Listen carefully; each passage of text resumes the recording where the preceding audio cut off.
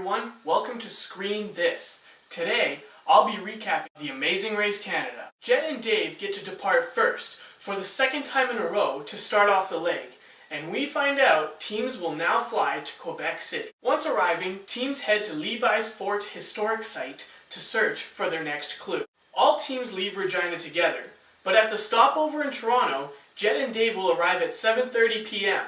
The Tims and the sisters will arrive 3 hours later, and then Jody and Corey and Brett and Holly arrive late at night. I won't be surprised if Jet and Dave arrive at Levi's Fort and it's closed till morning, so then all teams will be even. Before we get any further though, Brett and Holly and Jody and Corey find earlier flights, and they will now be arriving an hour after Jet and Dave. That's the difference between the Canadian and American version.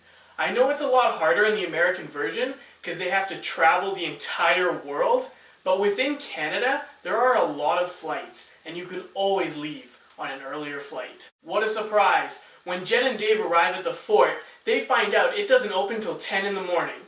Then they also find out they all have to sleep together in one room in a bunch of sleeping bags.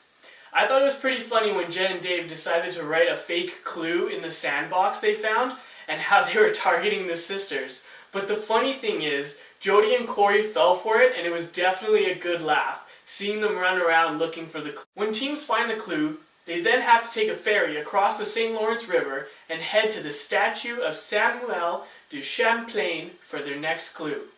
Did you like that? Jet and Dave and the sisters got on the first ferry, which gives them a 30-minute lead.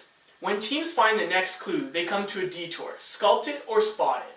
In Sculpt It, teams have to chip and shave the ice block to make a replica of a star, house, or boat. In Spot It, teams must find a replica of a famous mural, and they need to find the real mural and have to find what's missing in the replica. After the detour, teams have to go to Place de l'Université de Québec to get their next clue. I think I'm getting better. Once arriving, teams hit a roadblock where one member has to make crepes. Damn, I'd be good at this challenge. Except, it would only have to be sweet. That's not it though. The member will be getting orders from customers in French, so they will need to translate it. Wow, Vanessa can't make a crepe. It's like a child cooking for the first time with no direction. Tim Jr. Come on, man. Him and Vanessa were the last ones making crepes, and Tim told Vanessa what cherise was, and Vanessa completed the task before Tim. It looks like it ends here for the Tims. Jet and Dave leave first, which is no surprise, and they now head to a lacrosse field where they need to make a pass to their partner and then take a shot and score. I love how excited Jet and Dave were when they scored. I like those guys more and more each episode. I wish they were my friend. The pit stop for this leg of the race is the edge of Battlefield Park. Jet and Dave finish first again, which is now 3 in a row, and they win 2 round-trip tickets to anywhere Air Canada flies in Europe. So last week, they won anywhere Air Canada flies, which includes Europe, but now they have specific tickets to Europe. Come on now. Interesting finish between Jody and Corey and Brett and Holly. They actually tied at the mat, but I actually thought Brett and Holly got to the mat before them, but it doesn't matter, it wasn't for first place. Talk about an unreal ending. The sisters beat out the Tims, but then the Tims find out that it is a non-elimination race, and they get saved for the second time.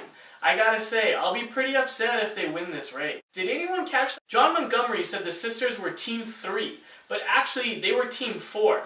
Couldn't production just tell him that he messed up and just film it again?